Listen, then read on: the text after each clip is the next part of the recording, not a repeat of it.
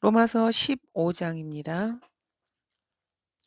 인용한 성경은 한글 킹제임스 성경입니다. 12절부터 보도록 하겠습니다. 12절. 또다시 이사야가 말하기를 이새의 뿔이 곧 이방인들을 다스리기 위하여 일어나시는 이가 있으리니 이방인들이 그를 신뢰하리라고 하였느니라. 바울이 인용하는 구절은 이사야 11장 1절에서 10절입니다. 이새의 줄기에서 한 막대기가 나오며 그의 뿌리들에서 한 가지가 자랄 것이라. 그날에 이새에게서 한 뿌리가 있어 백성의 깃발로 서리니 이방인들이 그것을 찾을 것이며 그의 머무는 자리가 영화로우리라. 여기에서 나오는 가지는 예수 그리스도를 말하는 것입니다. 이것으로 볼 때 예수님께서 하신 사역은 이스라엘에게만 국한된 것이 아니라는 것을 알 수 있습니다. 예를 들어서 요한복음 12장에 명절에 경배하러 온 사람들 중에는 헬라인들도 섞여 있었고 이 사람들이 빌립에게 청해서 예수님을 뵙고자 한다고 말을 합니다. 빌립이 안드레와 함께 이 사실을 예수님께 고하자 주님께서는 인자가 영광받을 시간이 왔도다. 진실로 진실로 내가 너희에게 말하노니 한 알의 밀이 땅에 떨어져 죽지 아니하면 한 알 그대로 남아있지만 죽으면 많은 열매를 맺는다고 말씀하셨습니다. 또 마태복음 15장에도 가나안 여인이 등장합니다. 주님께 찾아와서 병든 딸을 고쳐달라고 주님께 간구드리자 주님께서는 거절하시면서 이렇게 나는 이스라엘 집에 잃어버린 양 외에는 보냄을 받지 아니하였노라. 자녀들의 빵을 가져다가 개들에게 던져주는 것이 옳지 않도다라고 말씀하십니다. 주님은 그 여인이 유대인이 아니기 때문에 상대하지 않으시려고 하신 것입니다.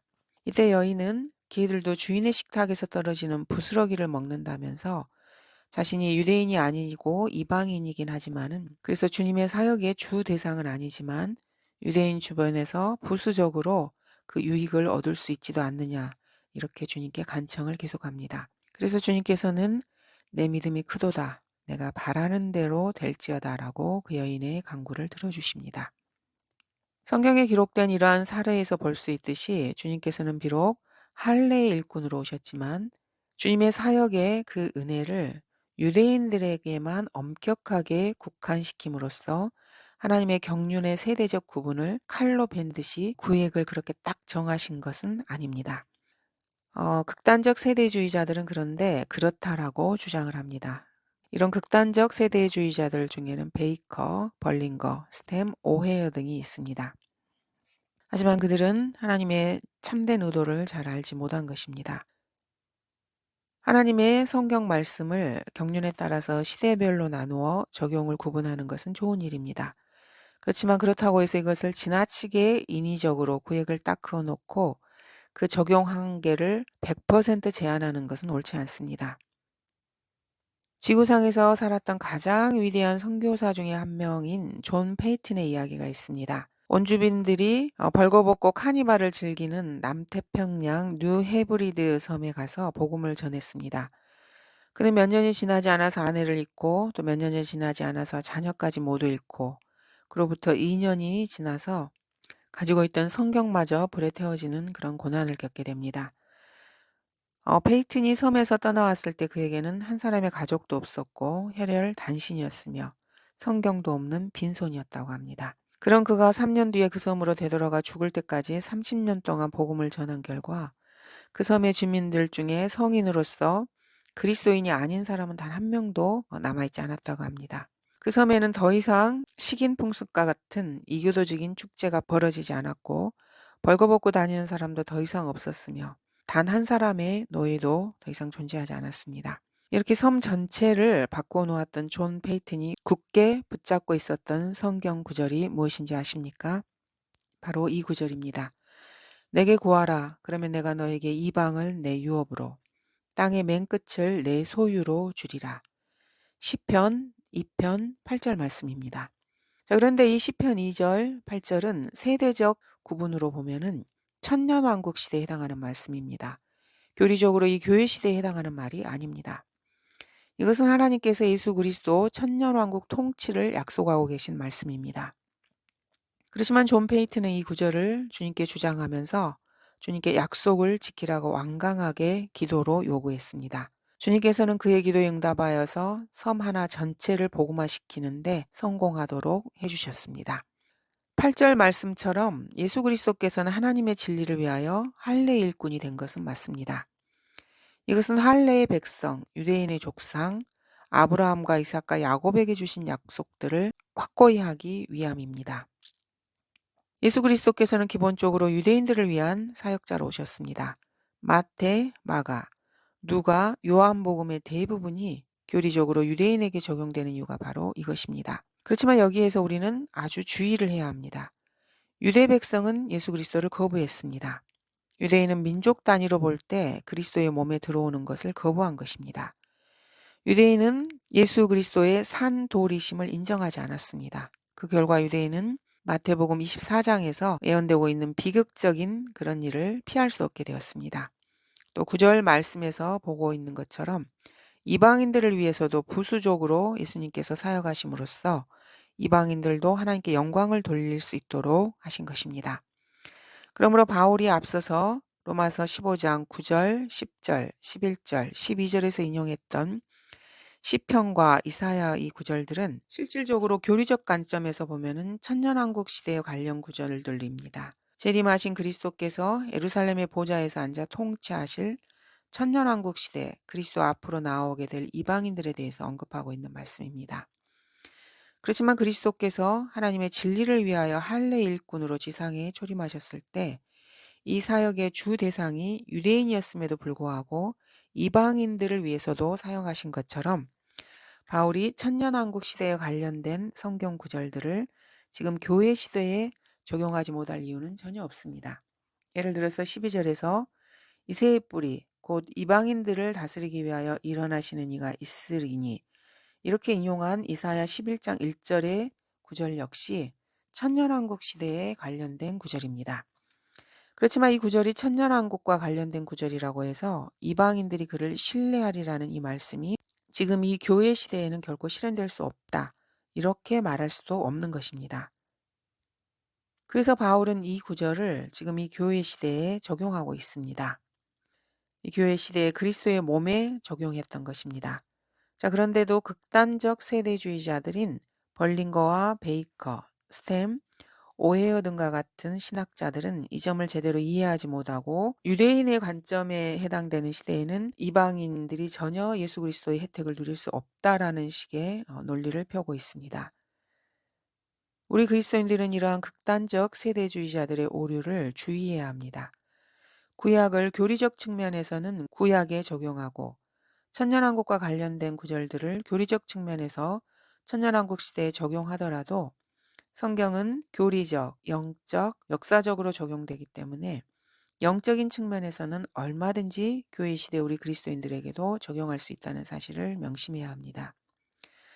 구약의 교리적 적용과 또 그 구약을 영적으로 우리 그리스도인들에게 적용하는 것은 아주 별개의 문제입니다. 그렇지 않으면 이 시대 성경을 설교하면서 구약은 아예 손도대지 못할 것입니다. 교리적으로는 구약이 그리스도의 몸과 아무런 상관이 없기 때문입니다. 그렇지만 사실상 이 시대에 많은 사람들이 구약을 설교하고 있습니다. 사무엘하 19장 10절에 보면은 이제 어찌하여 너희는 왕을 다시 모셔오는 일에 대해 한마디도 말하지 아니하느냐 이러한 구절이 나옵니다. 이 시대의 많은 설교자들이 이 구절을 본문으로 써서 너희는 어찌하여 왕을 모셔오는 일에 대해 한마디도 말하지 아니하느냐 이렇게 외칩니다. 어찌하여 그리스도의 재림에 대해서 한마디도 말하지 않느냐고 설교하는 것입니다. 영적으로 적용 가능한 것입니다. 이 시대 너희 신학교들과 목사들아 너희는 어찌하여 왕을 다시 모셔오는 일에 대해 단 한마디도 말하지 아니하느냐. 이렇게 이 시대의 설교자들이 어찌하여 왕을 다시 모셔오는 일에 대하여 한마디도 말하지 아니하느냐라고 그리스도인들에게 또 교회 다니는 구원받지 않은 사람들에게도 설교하는 것입니다. 너희는 어찌하여 왕을 다시 모셔오는 일에 대해 한마디도 말하지 아니하느냐. 로마 가톨릭 교황이여 너는 어찌하여 왕을 다시 모셔오는 일에 대해 한마디도 말하지 않느냐. 이 시대에 구원받지 못한 죄인들이여 너희는 통치자를 요구하면서 왜 왕을 다시 모셔오는 일에 대해서는 한마디도 말하지 아니하느냐. 성경대로 믿는 설교자들은 이렇게 구약 구절들을 영적으로 적용해서 이 시대에 설교합니다. 왜 구약 구절을 설교하는 것입니까? 이 구절은 예수 그리스도의 재림과는 아무 상관도 없는 말씀인데도 말입니다. 이 구절은 나룻배를 타고 요단강을 건너오고 있는 다윗에 관해서 말하고 있는 구절입니다. 그런데 어떻게 해서 이 구절을 그리스도의 재림을 설교하는 데 사용할 수 있단 말입니까? 성경 말씀을 올바로 나누지 못한 탓이라고 우겨대는 것입니까? 그렇지 않습니다. 영적으로 얼마든지 이 시대 그리스도인들에게 적용이 가능합니다. 13절 이제 소망의 하나님께서 너희를 모든 기쁨과 평강으로 믿음 안에서 충만케 하시어 성령의 능력으로 소망이 넘치게 하시기를 원하노라.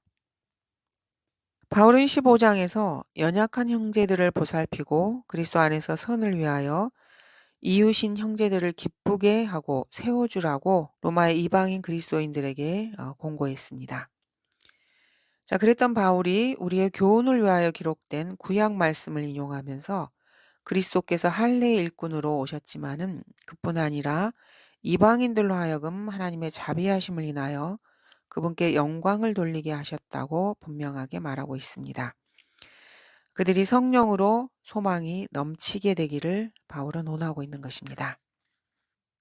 14절 나의 형제들아 내가 너희에 관하여 내 스스로 확신하는 바는 너희도 선으로 충만하고 모든 지식으로 가득 차서 서로를 공고할 수 있으리라는 것이니라. 자, 이 구절에서 바울은 로마의 이방인 그리스도인 형제들이 서로를 세워주고 기쁘게 해주며 앞에서 당부한 것처럼 모든 점에서 잘 해나갈 것을 스스로 확신하고 있다고 말하고 있습니다. 그러면서 로마의 이방인 그리스도인 형제들을 격려하고 등을 두드려주고 있는 것입니다.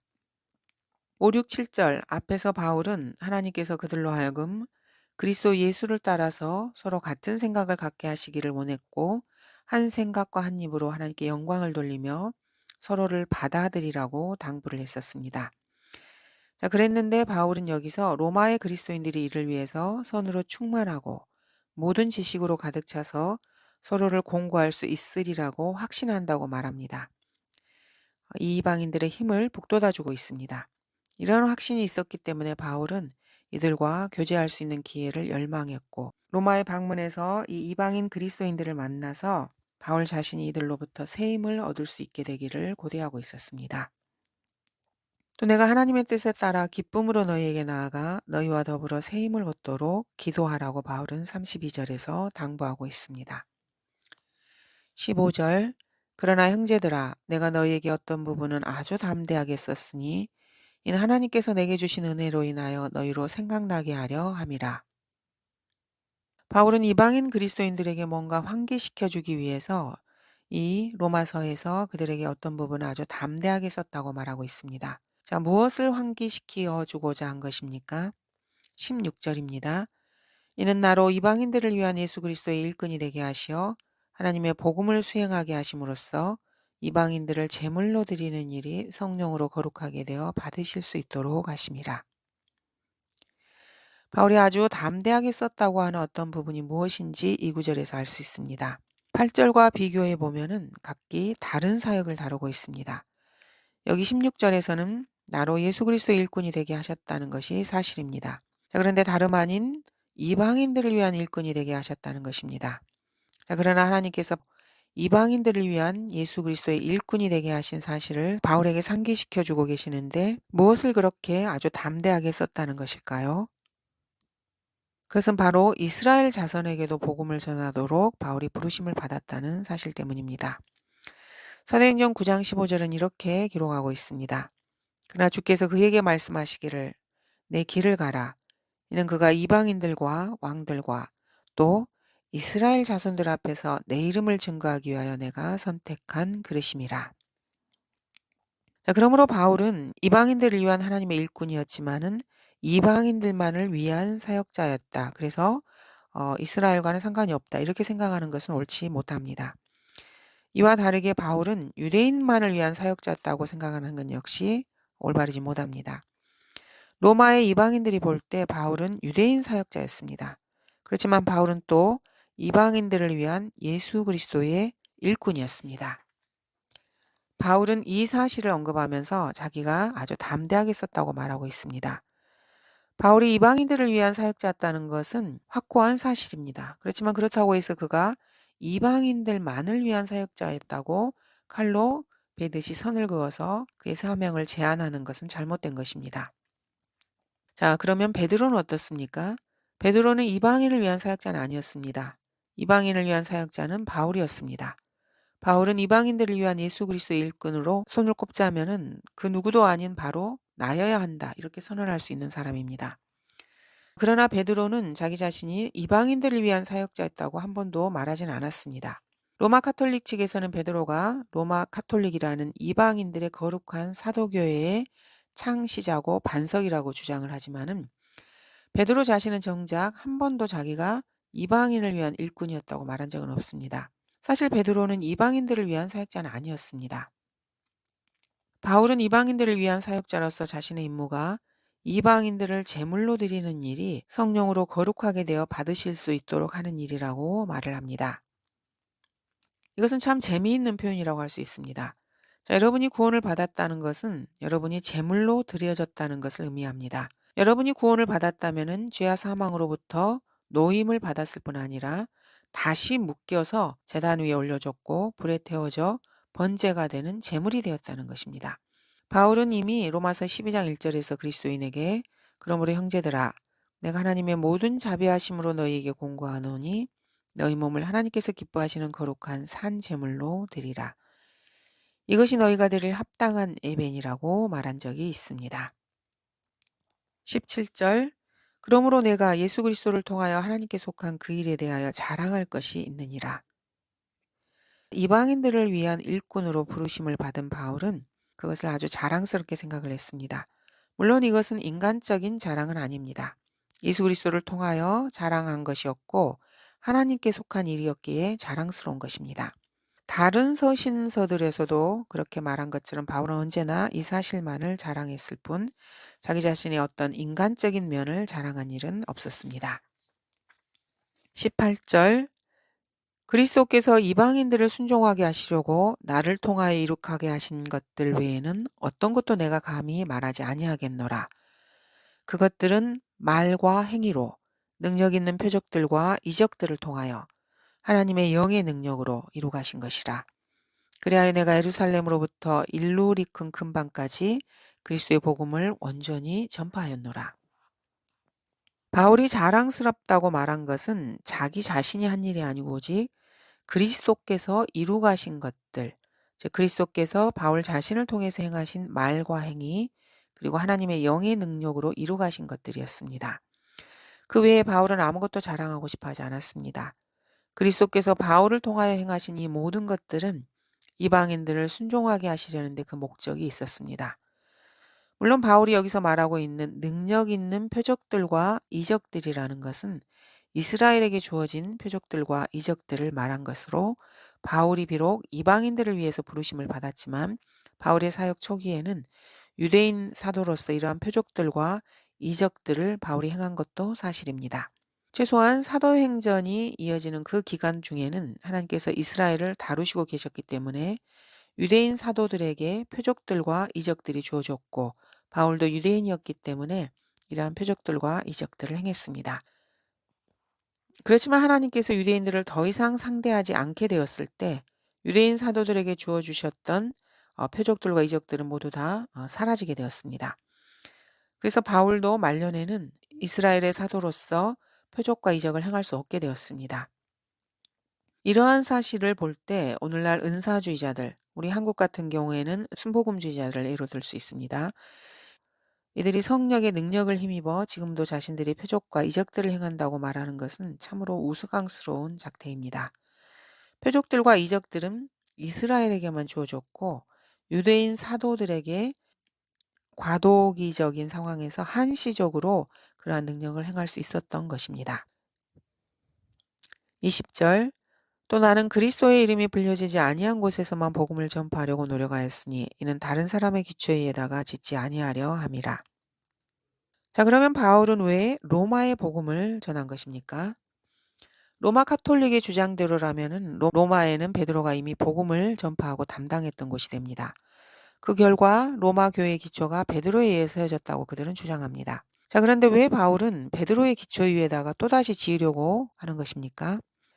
바울은 분명 다른 사람의 기초 위에다는 짓지 아니한다고 말을 했고 그리스도의 이름이 불려지지 아니한 곳에서만 복음을 전파하려고 노력한다고 언급을 했습니다. 자, 바울이 거짓말을 한 것입니까? 아니면 로마 카톨릭이 거짓말을 하고 있는 것입니까? 21, 22절 기록된 바와 같으니 그에 관한 소식을 접하지 못한 자들이 볼 것이요 듣지 못한 자들이 깨닫게 되리라고 하였느니라. 이로 인하여 내가 너희에게 가려던 것도 여러 번 방해를 받았느니라. 자, 바울은 이사야 52장 15절을 인용하고 있습니다. 이 예언대로 자기가 그리스도의 이름이 불려지지 아니한 곳에서 복음을 전파하고 그리스도에 관해서 듣지도 보지도 못한 사람들이 그리스도에 관해 깨닫게 하려고 노력하고 있다고 말하고 있습니다. 자, 먼저 예루살렘으로부터 일루리큰 근방까지 그리스도의 복음을 온전히 전파하느라고 너무 바빠서 너희에게 가려던 것, 즉 로마로 가려던 계획이 여러 번 지장을 받아서 연기되었다고 바울은 말하고 있습니다. 바울이 로마에 가려고 했던 이유는 로마 역시 다른 사람이 복음 전파의 기초를 쌓은 곳이 아니기 때문이었습니다. 다시 말해서 베드로는 로마에 간 적이 없었습니다. 베드로가 로마에 갔었다면은 아마 로마에서 복음을 전파한 것이 아니었을 것입니다.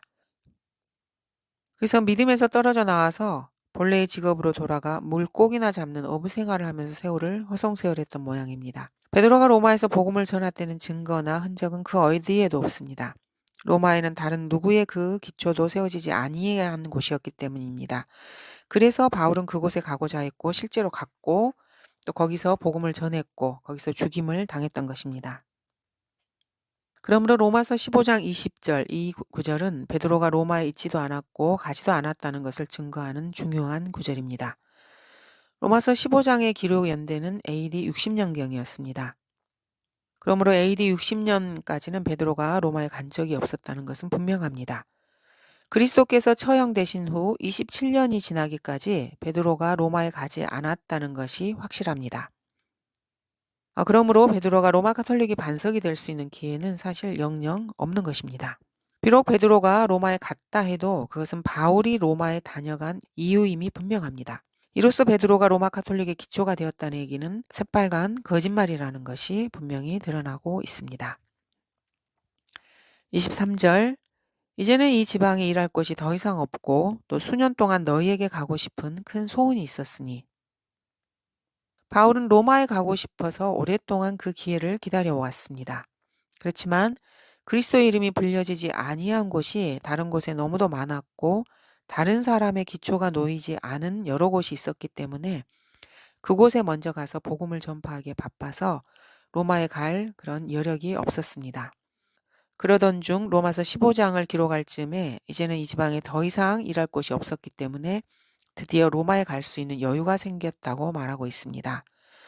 바울이 로마에 가고 싶어 했던 것은 수년 동안 계속된 바울의 큰 소원이었습니다. 24절 스페인으로 갈 때 너희에게로 가겠노라. 이는 내가 지나가는 길에 너희를 보고 싶고 우선 너희와 잠시 교제로 기쁨을 나눈 후에 너희의 존송을 받아 그곳으로 보내어지기를 바람이니라. 바울은 여기서 스페인으로 갈 계획을 세우고 있다고 말하고 있습니다. 그렇지만 바울이 실제로 스페인에 갔다는 기록은 성경에는 나오지 않습니다. 사도행전 28장에서 바울은 감옥에 투옥이 돼 있었습니다. 이것은 그의 1차 투옥이었고 그리고 바울은 디모데후서 4장에서 2차로 투옥이 됩니다. 그러니까 사도행전 28장에서 감옥에서 나온 후 디모데후서 4장에서 다시 투옥될 때까지 감옥에서 나온 자유로운 그런 시간들이 있었습니다. 사도행전 28장에서 바울이 감옥에 나온 시기는 대략 AD 62년 이후였습니다. 바울은 아마도 AD 62년이나 63년 또는 64년경에 감옥에서 나왔을 것입니다. 그리고 3, 4년 정도 감옥에서 풀려나와 자유로운 기간이 있었습니다. 그리고 AD 68년경에 디모데후서 4장에서 다시 바울은 감옥에 갇혀서 참수형을 당합니다. 이 3년에서 4년 정도에 걸친 자유로운 기간 동안에 바울이 어디에 있었는지 성경 기록에는 나오지 않습니다. 그런데 여기 로마서 15장에서 스페인으로 갈 계획을 바울은 말하고 있습니다. 그렇다면 이 기간에 바울은 아마도 스페인에 갔을 것이고 스페인으로 가는 그 길에 로마에 들렀을 것으로 보는 것이 타당합니다. 여기서 한 걸음 더 나아가서 바울이 스페인을 경유해서 이 기간 동안에 영국까지 갔을 가능성도 높다고 생각이 됩니다. 물론 확신한 증거는 없지만은 니케아 공회가 열렸을 당시 영국에서 6명의 감독들이 그 공회에 참석했고, 니케아 공회가 열리기 10년 전인 AD 314년에 소집되었던 회의에서도 3명의 영국의 감독들이 참석을 했습니다. 이것으로 미루어 볼 때 AD 300년 이전에 영국의 누군가가 가서 교회를 세웠던 것을 분명히 알 수 있습니다. 영국이 최초의 공식 교회 건물을 짓고 그것을 무엇이라고 명명했는지 알고 계십니까? 그 교회 이름을 세인트 폴, 즉 성 바울 교회라고 이름을 지었습니다. 그러므로 바울이 영국에까지 갔을 가능성이 아주 높습니다. 바울이 로마에 가고자 계획했던 것은 그곳에 눌러 앉고 싶었던 것이 아닙니다. 내가 지나는 길에 너희를 보고 싶고 우선 너희와 잠시 교제로 기쁨을 나눈 후에라고 말을 하고 있습니다. 바울은 로마에 잠시 머물렀다가 다시 그것을 떠나서 스페인으로 가서 복음을 전하기로 원했고 그 후에 다른 곳으로 또 갔을 것으로 생각이 됩니다. 25, 26절. 그러나 이제 내가 성도들을 섬기는 일로 예루살렘에 가노니 이는 마케도니아와 아카야 사람들이 예루살렘에 있는 가난한 성도들을 위하여 기쁨으로 얼마를 기부하였음이니라. 자, 이 구절로 봤을 때 로마서의 기록 연대가 아주 이르다는 것을 알 수 있습니다. 아무리 늦게 잡아도 사도행전 19장에서 24장 사이의 어느 시점이었을 것으로 보입니다. 사도행전 19장 21절에서는 이렇게 말씀하십니다. 이 일들이 이루어진 뒤에 바울이 영안에서 마케도니아와 아카야를 경유하여 예루살렘으로 가려는 계획을 세우고 말하기를 내가 그것을 들른 뒤 로마도 보아야 하리라고 하더라. 자, 이 구절을 통해서 우리는 바울이 그리스도의 몸의 신비에 대해서 아주 일찍부터 알고 있었다는 것을 알 수 있습니다. 바울은 아무리 늦어도 사도행전 19장 이전에 벌써 그리스도의 몸의 신비에 대해서 알고 있었습니다. 자, 그런데 벌링거나 베이어, 스템, 오헤어 등 극단적 세대주의자들은 사도행전 기간 동안에 바울이 그리스도의 몸의 신비에 대해서 알지 못했다고 주장을 합니다. 이들의 주장은 성경을 전혀 알지 못하는 극단적인 주장입니다. 그러나 이제 내가 성도들을 섬기는 일로 예루살렘에 가노니 이는 마케도니아와 아카야 사람들이 예루살렘에 있는 가난한 성도들을 위하여 기쁨으로 얼마를 기부하였음이니라. 자, 이 구절을 통해서 우리는 신약적 의미에서 헌금이 가지고 있는 두 가지 목적 중에서 한 가지를 알 수 있습니다. 신약에서 헌금을 걷는 목적은 고린도전서 9장에서 보는 것처럼 사역자들을 보살피기 위한 것입니다. 자, 그리고 여기 로마서 15장과 사도행전 11장, 고린도전서 16장에서 볼 수 있는 것처럼 가난한 성도들을 돕기 위해서 헌금을 모금합니다. 신약 어디를 보아도 교회의 건축을 위한 헌금 이런 것들은 없습니다. 고린도전서 9장 11절입니다. 만일 우리가 너희에게 영적인 것들을 뿌렸다면 우리가 너희의 물질적인 것을 거둔다 해서 그것이 대단한 일이겠느냐. 바울은 이렇게 말하면서 13절에서 이어서 말하고 있습니다. 성전의 일을 하는 사람들은 성전에서 나오는 것을 먹고 제단을 섬기는 사람들은 제단에 있는 것으로 나누어 가진다는 것을 너희가 알지 못하느냐. 바울은 고린도전서 9장 12절에서 사역자들이 성도들에게서 거둔 헌금으로 먹고 사는 권리를 말하고 있습니다. 또 한편으로 사도행전 11장 27절에서 30절에 보면은 흉년이 들어서 안티옥에 있는 교회가 예루살렘의 성도들에게 구어금을 걷어서 보내드리는 이야기가 기록되어 있습니다. 고린도전서 16장 1절에서 3절에는 성도들을 위한 모금, 너희의 위로금을 예루살렘에 보내리라 이런 표현이 나옵니다. 성경 그 어디에도 교회 건물을 짓기 위해서 건축 헌금을 걷는다든지 이런 이야기는 나오지 않습니다. 신약에서 나오는 헌금의 목적은 사역자의 생계를 돕는 일과 가난한 성도들을 돕는 것, 이 두 가지가 나옵니다. 자, 그러나 이제 내가 성도들을 섬기는 일로 예루살렘에 가노니. 자, 신약에서 성도들이 헌금을 걷는 목적은 복음 사역자를 돕고 가난한 성도들을 돕기 위한 것입니다. 그 당시 예루살렘에는 기근이 들어서 끼니조차 제대로 잊지 못하는 성도들이 많았기 때문에 마케도니아와 아카야 등 소아시아 지역의 이방인 성도들이 구어금을 거두었습니다. 이것을 바울이 예루살렘에 전달하게 된 것입니다. 물론 이때 바울의 예루살렘 방문 목적이 구호금을 전달하는 것에만 국한되는 것은 아니었습니다. 사도행전 20장에서 알 수 있듯이 바울은 예루살렘 방문 계획에 대해서 이렇게 말하고 있습니다.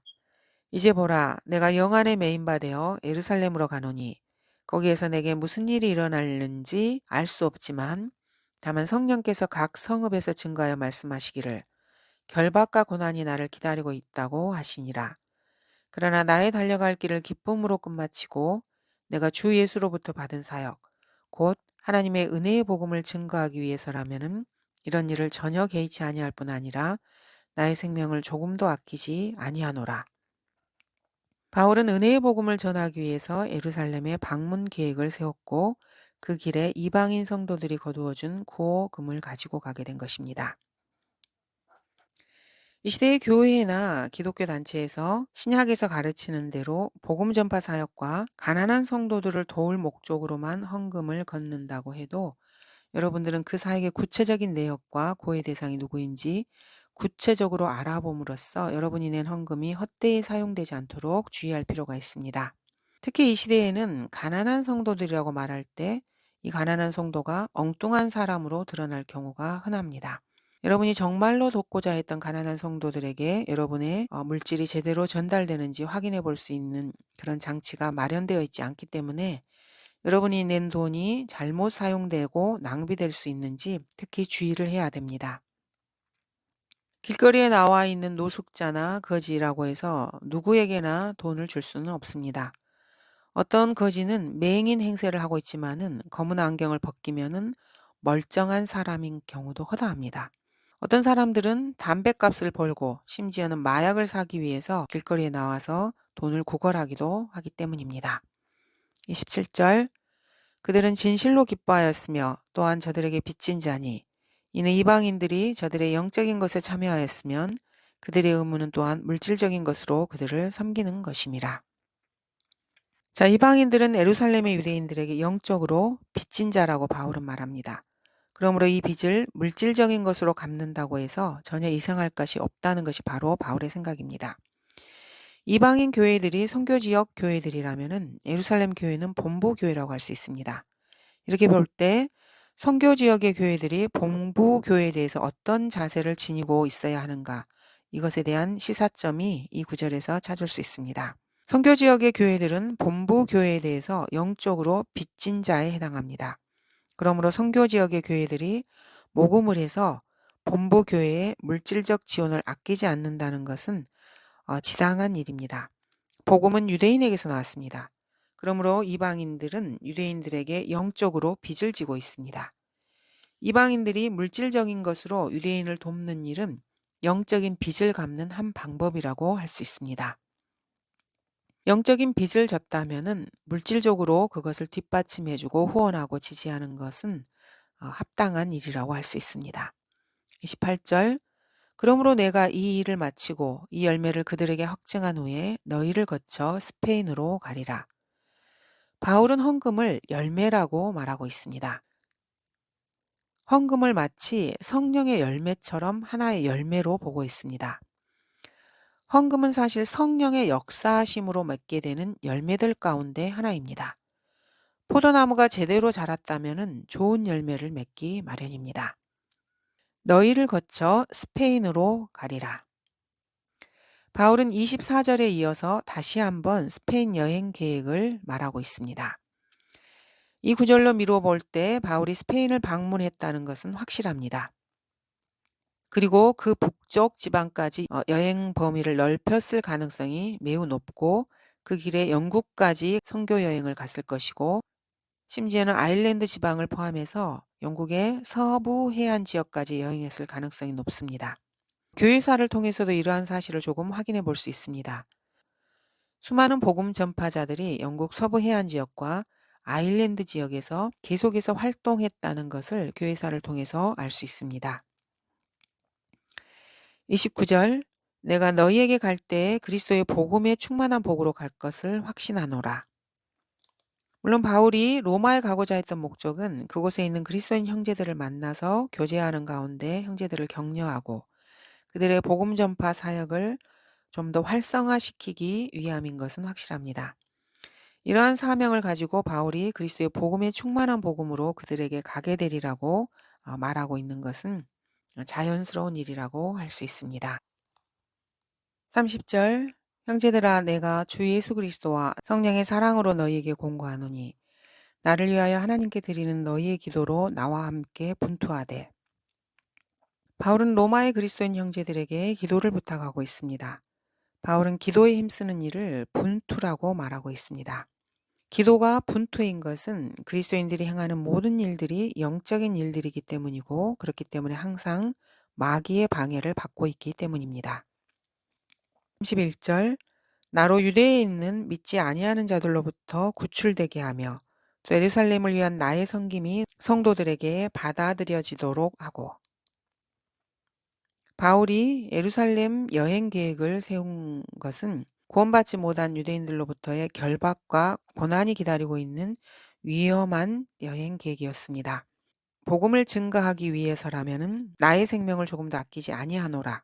자, 이렇게 말을 하면서 바울은 물론 위험을 과거하고 있었지만은 가능한 한 그런 고난을 피하기 위해서 성도들에게 기도를 부탁했고 이 기도는 실제로 응답되었습니다.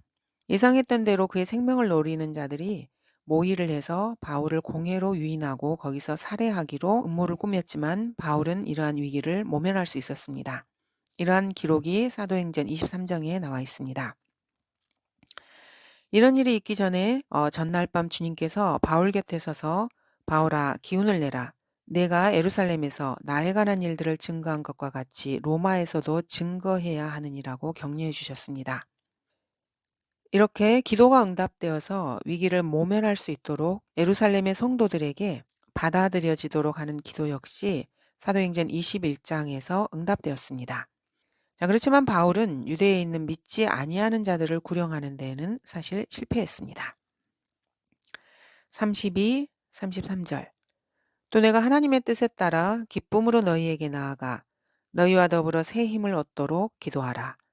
이제 평강의 하나님께서 너희 모두와 함께 하시기를 바라노라. 아멘. 바울이 로마에 가서 형제들을 만나 교제하는 가운데 그들을 격려하고 힘을 불어넣어 줄 뿐 아니라 자기 자신도 로마의 그리스도인 형제들을 통해서 새 힘을 얻게 되기를 바울은 고대하고 있습니다. 자, 이렇게 해서 여기서 서신서가 일단락을 맺습니다. 그 다음에 로마서 16장은 사실 추신 부분으로 개인적인 내용을 담고 있습니다. 16장은 추신 1, 추신 2, 추신 3 이렇게 모두 3개 항목으로 이루어져 있다고 볼 수 있습니다. 감사합니다.